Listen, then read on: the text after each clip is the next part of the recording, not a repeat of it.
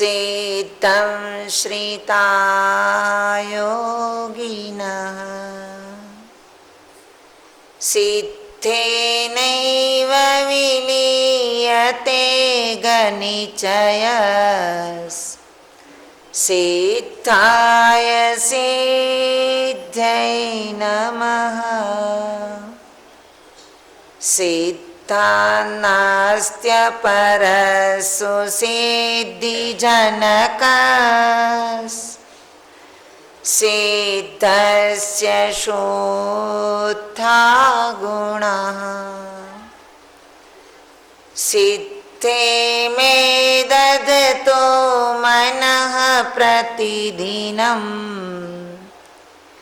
हे सिद्ध सिद्धिं कुरु हे सिद्ध सिद्धिं कुरु। बोलिए श्री गजराण देवादिदेव पुष्पदंतनाथ भगवान की जय।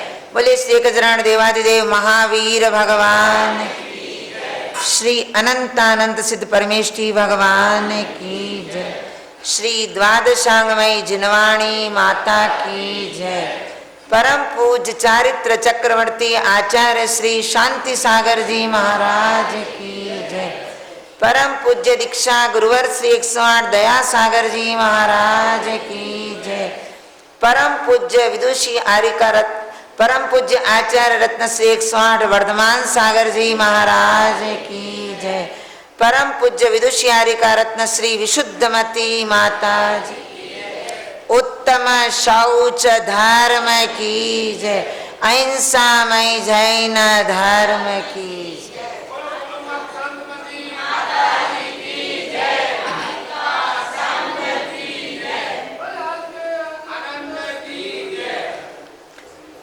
आज लोभ का दिन विशेष आनंद है।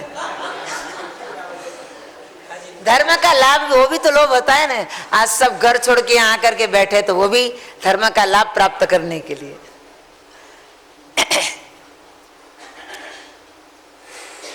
पर्युषण पर्व का आज उत्तम शौच धर्म का परम पावन दिन है। क्रमशः जब कषायों का विचार करते हैं, क्रोध मान माया और लोभ। क्रोध कषाय के अभाव में क्षमा गुण प्रकट हुआ, मान कषाय के अभाव में मार्दव गुण प्रकट हुआ। परिणामों में कोमलता आई, अहंकार अभिमान सब छोड़ दिया। तीसरे माया कषाय के अभाव के अंदर कल भले ही नियम नहीं दिया था पर वो नियम तो आपका चालू ही है पहले ही दिन से। माया कषाय के अभाव में अपने जीवन के अंदर सरलता सहजता, जिससे अपने को इतना वर्तमान जीवन के अंदर स्वपर शांति का अनुभव होगा और हुआ होगा। यदि कल सरलता रखी हो तो आज चौथे नंबर की जो कषाय है लोभ कषाय, उस लोभ कषाय के अभाव के अंदर हमारे भीतर पवित्रता प्रकट होगी। कषायों की अपेक्षा विवेचन करते हुए यदि कहा जाता है तब हमारे कई आचार्यों ने 4 कषायों को पहले लेकर के उनके अभाव में होने वाले जो गुण प्रकट होते हैं उन गुणों को लेते हुए उन्होंने उत्तम क्षमा, उत्तम मार्दव, उत्तम आर्जव और उत्तम शौच धर्म को पहले ग्रहण किया है। और कई आचार्यों ने उत्तम सत्य धर्म को पहले लिया है। अपने को तो प्रत्येक धर्म इतने महान है कि चाहे चौथे दिन माने चाहे 5वें दिन माने, अपने को तो 365 दिन मानना है। प्रति समय इन धर्मों को ग्रहण करना है, जीवन में उतारना है। पर विशेष रूप से चौथे दिन या पांचवें दिन यदि पूजा करते हैं तो पहले ही दिन मैंने आपको बता दिया था, अपने को सभी आचार्यों की वाणी सिरोधार्य है, मान्य है। आप हमारे पहले भी कोई महाराज आए, हो सकता है उनने उत्तम सत्य, अभी हमारे आचार्य वर्धमान सागर जी महाराज भी पहले उत्तम सत्य के ऊपर बोलते हैं, पर हमारे विशुद्धमती माता जी, सुपाशमती माता जी, लगभग जो तत्वार्थ सूत्र के टीकाकार जितने भी आचार्य हैं, उमा स्वामी आचार्य देव, उन सभी ने शौच धर्म को लिया है तो उनको लेकर के शौच चलता है। कुंद कुंद आचार्य ने पहले सत्य धर्म को लिया है तो पहले सत्य, इसलिए इसमें कोई लड़ाई झगड़े की बात नहीं है। इसलिए इसका कोई अपने को विकल्प नहीं करना है। आज हम तो आज उत्तम शौच धर्म को क्योंकि जब तक ये चार कषाय जो है, जब तक ये पूर्ण कषाय नहीं जाएगी तब तक आगे आने वाले धर्म, सत्य, संयम, ये धर्म ठहर नहीं सकेंगे। इसलिए पूर्ण लोभ कषाय, यद्यपि ये चारों ही कषाय क्रमशः जाती है, एक साथ नहीं जाती है। पहले क्रोध कषाय का नाश होता है, फिर मान कषाय का नाश होता है। आप लोगों को नहीं, हमें भी नहीं। 9वें गुणस्थान के अंदर पहले क्रोध कषाय का नाश होता है, उसके बाद मान कषाय का नाश होता है, उसके बाद माया कषाय का नाश होता है। 3 कषायों का नाश होता है 9वें गुणस्थान में। पूर्ण की बात है। और 10वें गुणस्थान के अंदर लोभ कषाय का नाश होता है। ये तो संपूर्ण उन कषायों का अंश मात्र भी नहीं रहना, परंतु फिर भी इन कषायों को 4 भागों में बांटा गया है। अनंतानुबंधी क्रोध, अप्रत्याख्यान क्रोध, प्रत्याख्यान क्रोध और संज्वलन क्रोध। ये तो बहुत पहले के गुणस्थानों में जाते हैं। अंत में जो जाने वाली कषाय हैं वो संज्वलन रूप कषाय है। कहने का अभिप्राय आपको ये बता रहे हम कि जितनी जितनी कषायें कम होती जाती है, उतनी उतनी हमारे आत्मा से मलिनता दूर होती हुई हमारी आत्मा उतने उतने अंश में पवित्र होती जाती है। और इसलिए सबसे अंत में जो लोभ कषाय को रखा है, उसके पहले क्रोध, मान और माया कषाय के अभाव में, उनका नाश होने में आत्मा के अंदर बहुत कुछ अंशों में पवित्रता आ चुकी, परंतु संपूर्ण पवित्रता तो तब आएगी जब संपूर्ण लोभ कषाय का अर्थात संपूर्ण कषायों का जब नाश हो जाएगा, तब हमारी आत्मा निर्मल और पवित्र बन जाएगी। इसलिए लोभ कषाय अंत में है, और लोभ कषाय गई तो समझ लेना कि सारी की सारी कषायों का नाश हो गया है। हमारी आत्मा, हमारा मन, हमारे विचार, हमारे परिणाम सब निर्मल बन गए। तो आज अपने को इस उत्तम शौच धर्म को समझना है कि इसमें अपने को किसका, क्योंकि अपन अभी सभी विभाव परिणतियों से, विकारी परिणतियों से सब परिचित है। तो लोभ कषाय जो है, लोभ कषाय में प्रकट होने वाला है उत्तम शौच धर्म। अब लोभ कषाय का अपने को नाश करना है। पूजन के अंदर तो अपन ने पहली लाइन के अंदर ये 3 स्वभाव भाव और उनको प्राप्त करने के उपाय के अंदर उन्होंने शौच धर्म को लिया है। सत्य, शौच, संयम, तप, त्याग, उपाव है। आप कहोगे माता जी यहां भी सत्य को पहले लिया है। पद्य के अंदर पूजा बनाने वाले जो कवि, जो भी पंडित, जो भी बनाते हैं, पद्य के अंदर कई बार छंद भंग ना होवे इसलिए आगे पीछे उनको लिया जा सकता है, और दोनों बातें आती है, इसलिए अपने को कोई वहां पर विचार ही नहीं है। तो आज शौच धर्म को समझने के पहले लोभ के विषय में समझें।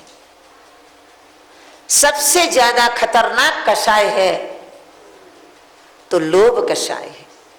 4 कषायों में हमारे आचार्यों ने कहा है कि क्रोध और मान, ये 2 कषाय द्वेष रूप कषाय है। कैसी है? द्वेष रूप कषाय, जो बाह्य में भी दिखाई देती है। और माया कषाय और लोभ कषाय, ये राग रूप कषाय है। और हमेशा ध्यान रखना, द्वेष को छोड़ना इतना कठिन नहीं है जितना राग को छोड़ना। किसी के प्रति यदि शत्रुता का भाव है, द्वेषपने का भाव है, उनको देखते ही कषाय अपने आप पैदा हो जाती है।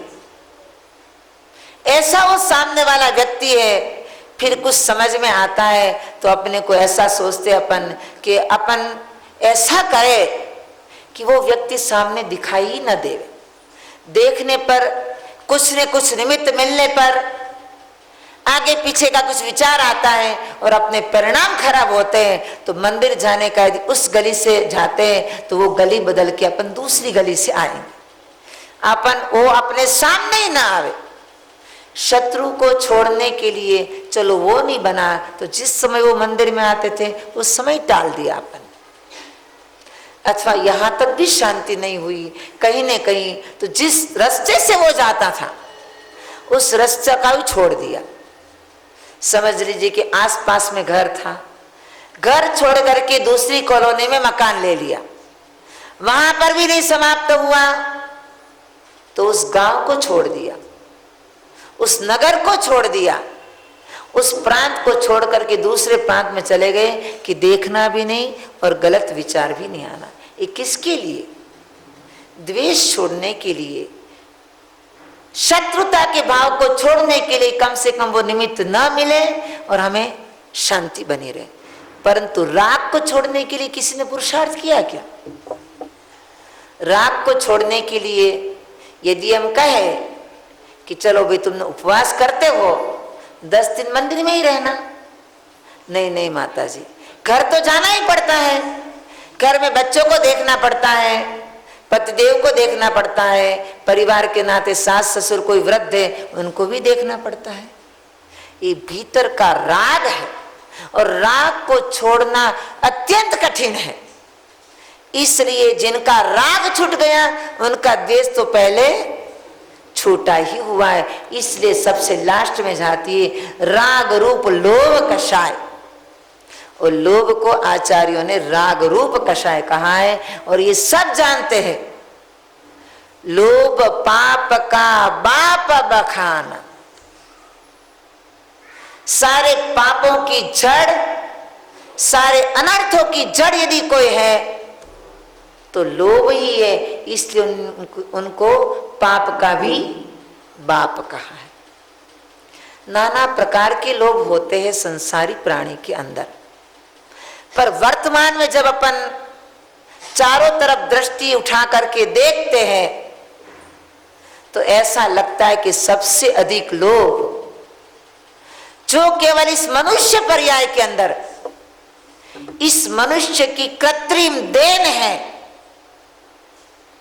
कि वो सबसे अधिक लोभ किसका रहता है? बोलिए, आप सबको लोभ है। किसका लोभ है? पैसे का लोभ है, धन का लोभ है, संपत्ति का लोभ है सबसे अधिक। जबकि हमारे आचार्यों ने जहां पर लोभ के भेद बताए हैं, कहीं पर उन्होंने पैसा नाम नहीं दिया है, कहीं पर धन नाम के धन का लोभ कहीं पर शब्द नहीं आया है।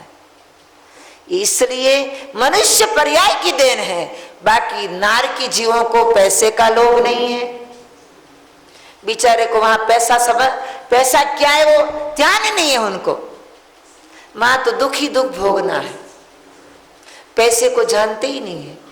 त्रियंच गति के जीवों के अंदर, सोने के पिंजरा के अंदर, चांदी सोने के बर्तन में नाना प्रकार के खीर मेवा मिष्ठान भी उन पक्षी को दिया जाए और सोने के पिंजरा में बराबर बंद रखा जाए, और दूसरा जो पक्षी है खुले आकाश में उड़ रहा है, परंतु फिर भी सोने का पिंजरा वाला जो पक्षी है वो अपने को दुखी समझ रहा है, क्योंकि मैं पराधीन हूं। जबकि उस स्थान पर यदि मनुष्य पहुंच जाता, कोई बात नहीं, मैं बंद रहूंगा, पर कम से कम सोने के पिंजरे में तो हूं। सोना चांदी का भेदभाव इन मनुष्यों के अंदर है, क्योंकि पैसे का लोभ, संपत्ति का लाभ उनकी इस पर्याय की उत्पन्न की हुई एक देन है। पशु को भी यदि सोने की सांकल से बांधा जाए तो पशु खुश थे क्या? चाहे सोने की सांकल से बांधा हो, चाहे रस्सी से बांधा हो, वो तो बंधा हुआ है। इसलिए त्रियंच गति के जीवों के अंदर भी किसी प्रकार का पैसे का लोभ ही नहीं है। देव गति के जीवों के अंदर यद्यपि चारों कषायों के अंदर लोभ की तीव्रता सबसे अधिक लोभ देव गति के देवों के अंदर पाया जाता है। जैसे बताया था हमने आपको कि मान कषाय मनुष्य के अंदर, इसलिए मनुष्य उत्पन्न होते ही पहले अंतर्मूर्त में उनको मान कषाय का उदय रहता है। इसी प्रकार देव गति के देवों में उत्पन्न होने के पहले अंतर्मूर्त में लोभ कषाय का उदय रहता है कि लोभ की अधिकता देव पर्याय के अंदर पाई जाती है, पर उन देवों के अंदर भी कोई पैसे का लोभ नहीं है। लोभ कषाय तो है पर पैसे का लोभ नहीं है। और कल भी बताया था, एकेंद्रीय से लेकर के पंचेंद्रीय तक के जीवों के अंदर अथवा जो त्रियंच जीव हैं उनके अंदर कोई पैसे वगैरह का कोई लोभ की बात ही नहीं है। इस प्रकार से सबसे अधिक लोभ है मनुष्य पर्याय में। और किसका लोभ है? पैसे का लोभ है, धन का लोभ है। जितना प्राप्त किया है उसमें भी आपका जीवन आप अच्छी तरह से सुचारू रीत्या चल सकता है। और यहाँ बैठने वाले तो लगभग सारे जैन समाज के जितने भी श्रावक हैं उनके पास इतनी तो संपत्ति जरूर है लगभग कि आराम से जितना अभी कर रहे हैं आराम से इतने ही काम में उनका जीवन यापन अच्छी तरह से शांति से चल सकता है। परंतु पशु भी होता है ना, पशु के सामने घास उनको खाने के लिए डाल दिया जाता है। जब पशु का पेट भर जाता है तो पशु उस घास की तरफ से अपना मुंह हटा लेता है और शांति से बैठता है। परंतु मनुष्य, उनके पास में इतनी संपत्ति है, इतना धन है, परंतु फिर भी और उनके पास एंड का कोई एंड नहीं है। क्या एंड यानी AND, एंड यानी और चाहिए और चाहिए और चाहिए, पर उस AND एंड का END एंड मनुष्य के पास में नहीं है। क्योंकि आपके पास में जब अपने भीतर में संतोष नहीं है और END एंड करने के लिए अपने को अपने भीतर संतोष गुण को प्रकट करना पड़ेगा। जब तक हमारे भीतर में संतोष नहीं है, और संतोष केवल इसी बात के लिए नहीं है कि अपने पास में जितना है, सामने वालों के पास में, देखने वालों के पास में यदि उतना ही है तब तक तो कोई बात नहीं है। पर सामने वाला दिखाई देने वाला यदि हमसे कुछ अधिक दिखाई देता है, हमारे पास जितनी संपत्ति है, जितने मकान है, जितने जो भी जितना परिग्रह है, तब तक तो कोई बात नहीं, पर आपसे कोई अधिक संपत्ति वाला, अधिक धन वाला दिख गया, फिर परेशान। तब तक कोई बात नहीं थी। हमारे आहार में भी ऐसा होता है। आहार देने वाले दाता लोग बहुत बैठे रहते हैं, बहुत भीड़ रहती है, तो शुरू में जो आते हैं उनको एक एक ग्रास दे करके चलो खिसको उठ जाओ। अब उसके बाद में आने वाले, तब तक तो उनको कोई टेंशन नहीं था, एक एक ग्रास लेकर के माता जी सबको उठा रहे। उसके बाद में यदि आने वाले दूसरे दाता ने कोई 2 ग्रास दे दिया, अब उनको हो गया देखो उनसे तो 2 ग्रास ले लिया, हमें तो एक में उठा दिया। हर जगह लगा लीजिए, आपके पास जितना है उतना यदि अपन जिन जिनको देख रहे हैं, जिन जिनसे हमारा परिचय है, उतना ही यदि उनके पास में है तो आपको संतोष है। पर दूसरे की अधिकता को देख करके आपका संतोष धन कहाँ छिप जाता है ये मालूम नहीं पड़ता है। और व्यक्ति हमेशा, एक कहीं पढ़ा था कि बेचारे ने जब अपनी दुकान प्रारंभ की, सबसे पहले 65 रुपया उनको भागीदारी में मिला था। बच्चों का बंटवारा हुआ, 65 रुपया मिला था। 65 रुपया लेकर के वो घर से बाहर निकला। 65 रुपया में उस जमाने में उन्होंने अपना व्यापार शुरू किया, दुकान शुरू की। 65 के 6500 हो गए, 65,000 हो गए, 65 लाख हो गए, फिर भी संतोष नहीं। पहले 65 रुपये में चलता था, अब 65 लाख हो गए। अभी भी उनकी तृष्णा, उनकी वांछा, उनकी इच्छा कहां तक पहुंच रही है? 65 करोड़ तक, फिर भी शांति नहीं है।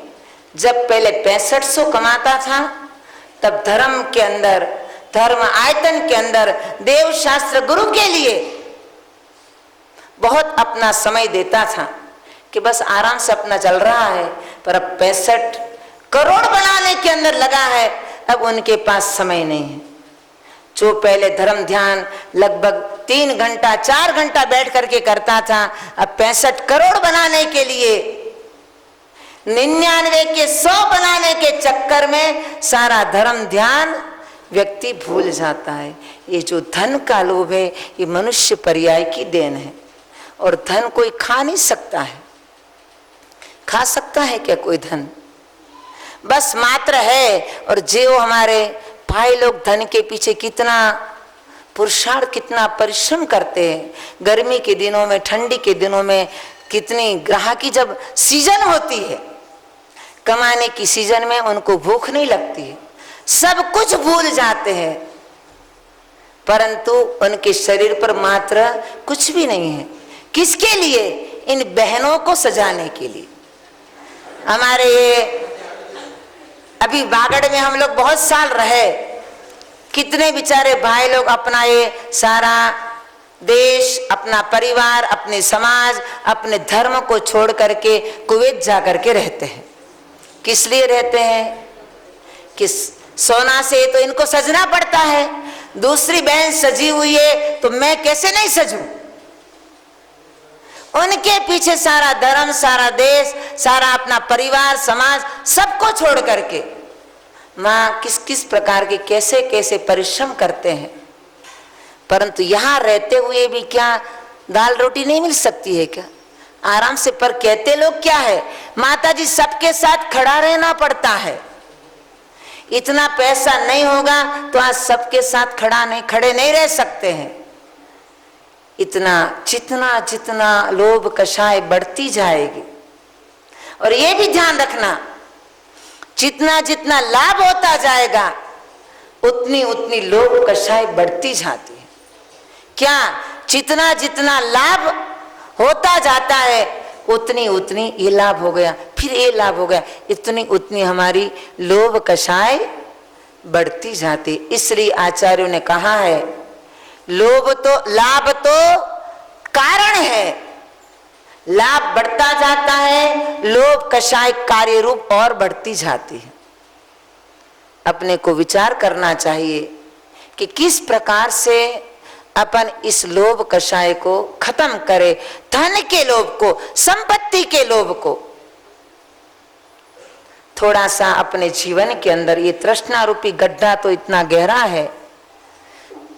आत्मानुशासन के अंदर गुणभद्र आचार्य देव ने कहा है कि ऐसा गहरा गड्ढा है तृष्णा रूपी गड्ढा, लालसा रूपी गड्ढा, कि 3 लोक की संपत्ति भी अंदर भर दी जाए तो भी हमें संतोष होने वाला नहीं है। जबकि विचार करना चाहिए, 3 लोक के अंदर अनंत अनंत जीव है, और सबका अधिकार है 3 लोक की वस्तुओं के ऊपर, तो हमारे बंटवारे में कितना आने वाला है? आवश्यकता से अधिक यदि अपन ने संग्रह किया है तो भी अपन दोष के पात्र बनेंगे, परंतु उसकी तो कोई चिंता ही नहीं है। और ये सारी की सारी बात, ये जो अनादिकाल से जीव के संस्कार है, 4 प्रकार की संज्ञा के अंदर एक परिग्रह संज्ञा है।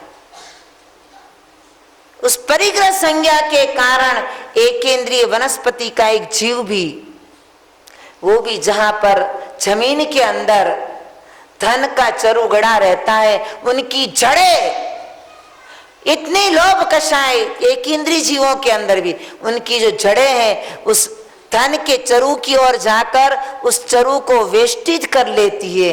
विचार कीजिए कैसे अनादिकाल के इस जीव के लोभ कषाय के परिग्रह संज्ञा के किस प्रकार के संस्कार बने हुए हैं। तो इसलिए अपने को थोड़ा सा विचार करना कि पशु तो केवल अपने पेट भरने तक खाता है, अपने को भी पेट भरने तक ही सीमित रहना चाहिए, परंतु पेट के साथ में जो पेटी भरने की चिंता होती है, इसलिए सारा कुछ धर्म ध्यान छूट करके सारे संसार में यही हो रहा है। समय नहीं है, पर हमारे भाई लोग भी ये ध्यान रखे कि जो आप सारे दिन, रात्रि में भी नींद नहीं आती होगी, इतना परिश्रम करते हैं धन और पैसे के पीछे, ठीक है आपके पैसे से ही आपका परिवार चलता है, बहनें धर्म करती है, परंतु उनका कुछ अंश ही आपको मिलेगा। जो जितना कर रही है पूरा अंश आपको नहीं मिलेगा। इसलिए आपको भी अपने स्वयं के कल्याण का विचार करते हुए धन के लोभ को छोड़ करके अपने को भी थोड़ा सा धर्म का लोभ भी करना है, और धर्म के लोभ को करते हुए थोड़ा समय इस धर्म कार्य के अंदर भी भाइयों को विशेष लगाना है। क्योंकि अभी देख रहे हैं लगभग 2 महीना हो गया, इसलिए हम बोल रहे हैं।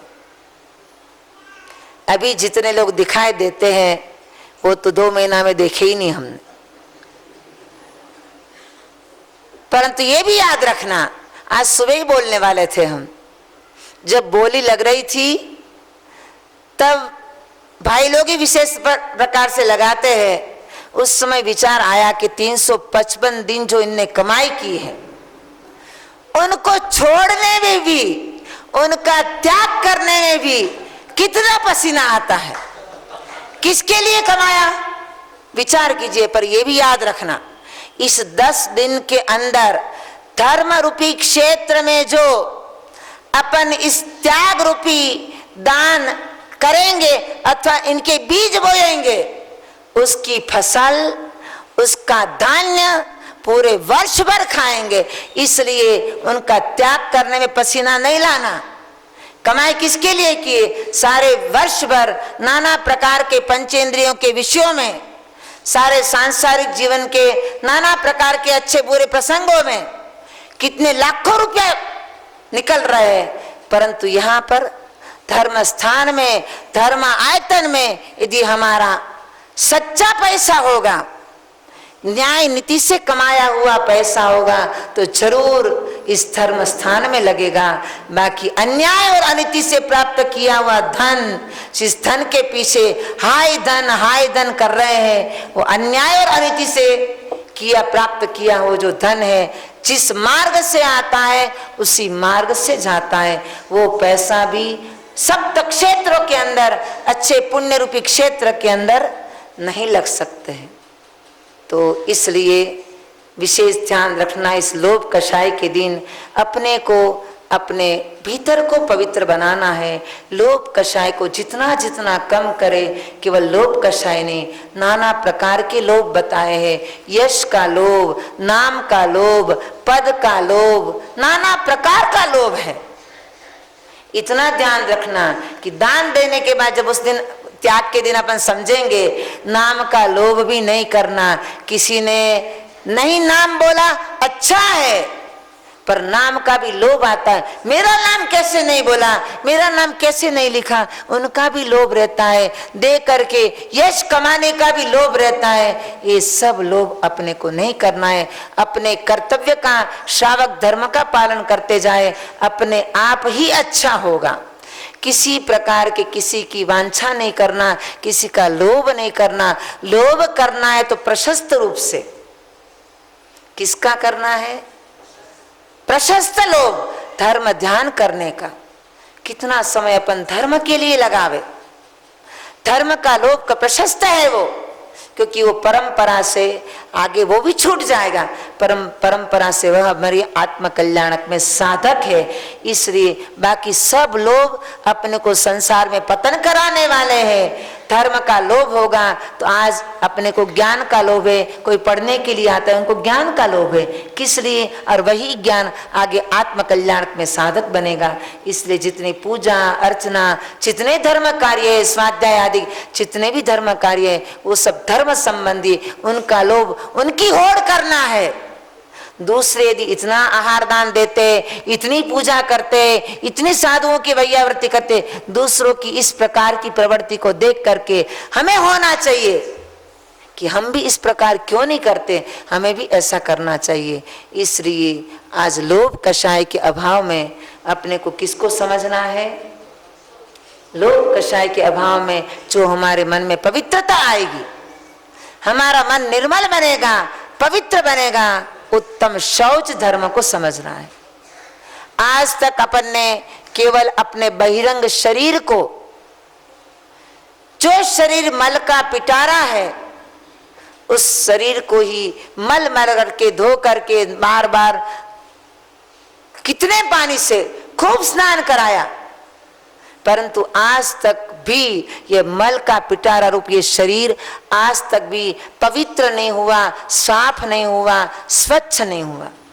आज हमारी बहनों का ज्यादा रहता है, स्वच्छता होनी चाहिए, सफाई होनी चाहिए। किसकी?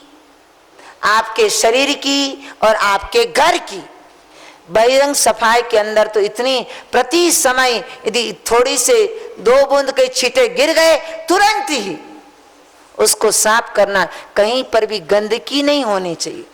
बहिरंग सफाई के अंदर सारा समय निकलता जा रहा है, परंतु अंतरंग की सफाई के लिए कभी अपन ने विचार नहीं किया। बहिरंग सफाई के लिए तो नौकर भी रख दोगे, अंतरंग की सफाई के लिए कोई नौकर काम में आने वाला? अंतरंग की सफाई करनी है। हमारी आत्मा जो कर्म रूपी मल से मलिन हो रही है, हमारा मन मलिन हो रहा है, उस मन को, हमारी आत्मा को, जो उनके अंदर काशायिक भाव है, विवाह विकार परिणतियां है, उनको जब तक निकालेंगे नहीं तब तक हमारी आत्मा पवित्र नहीं बनेगी, हमारा मन भी पवित्र नहीं बनेगा। आज तक अपन ने किसको मांझा है? किसको मांझा है? बर्तन को मांझने का बोलते हैं ना, तन को मांझा है, पर मन को मांझने का कभी भी प्रयास नहीं किया। जब तक मन को नहीं मांझेंगे तब तक हमारा संसार छूटने वाला नहीं है। जैसे कोयला काला होता है, कितनी बार उस कोयले को, लाखों बार, करोड़ों बार उनको साफ करते जाओ, पानी से साफ करते जाओ, क्या वो कोयला कभी सफेद हो सकता है क्या? परंतु ये हो सकता है यदि कोयले को जलाया जाए तो जलाने के बाद में उनकी कालीमा समाप्त हो जाती है और वो अंगारा जल करके उसके ऊपर सफेद राख आ जाती है। इसी प्रकार आज तक अपन ने किनको मांझा है?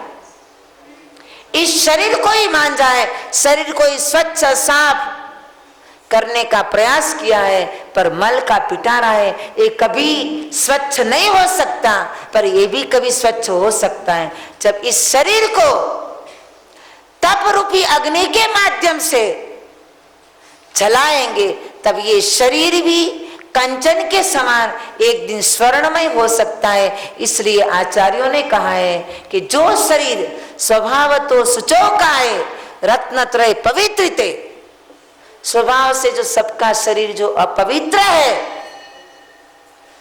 वह रत्नत्रय धारण करने से उनका शरीर भी जो अपवित्र है वो भी पवित्र हो जाता है रत्नत्रय धारण करने से।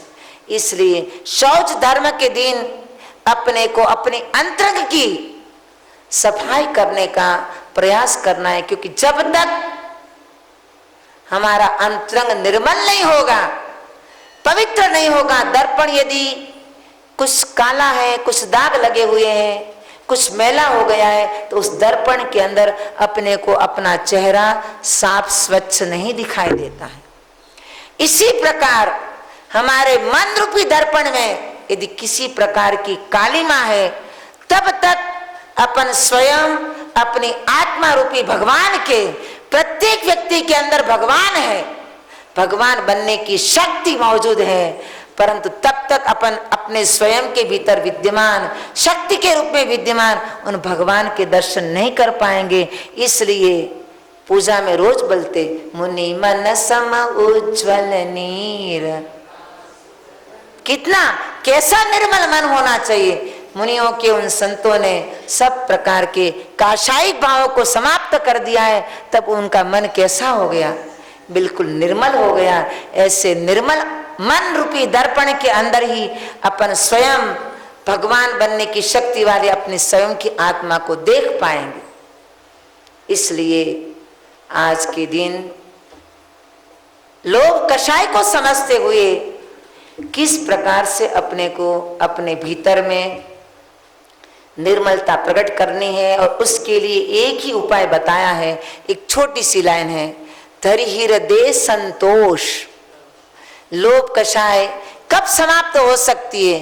यदि आपने अपने हृदय के अंदर संतोष नामक धन को प्राप्त कर लिया है, तो संतोष रूपी धन जिनके भीतर में प्रकट हो गया है, उनको अब किसी प्रकार की कुछ चाहिए और चाहिए और चाहिए, इस प्रकार की जो वांछा है, लालसा है, वो सारी समाप्त हो जाएगी।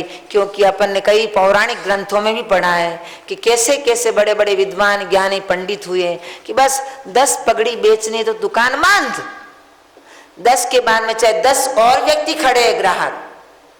परंतु आपके यहाँ यदि ऐसा हो तो आप बंद करोगे क्या? आज भी नहीं करोगे क्या? आज तो कर देना कम से कम। चला, तो इसलिए अपने को अपने जीवन के अंदर संतोष रूपी धन को धारण करते हुए, लोभ कषाय को कम करते हुए, उत्तम शौच धर्म के अंश रूप में अपने अंतरंग के परिणामों को निर्मल और पवित्र बनाने का प्रयास करना, एंड को नहीं मानना, एंड का एंड करना, यही आज इस उत्तम शौच धर्म का सार है।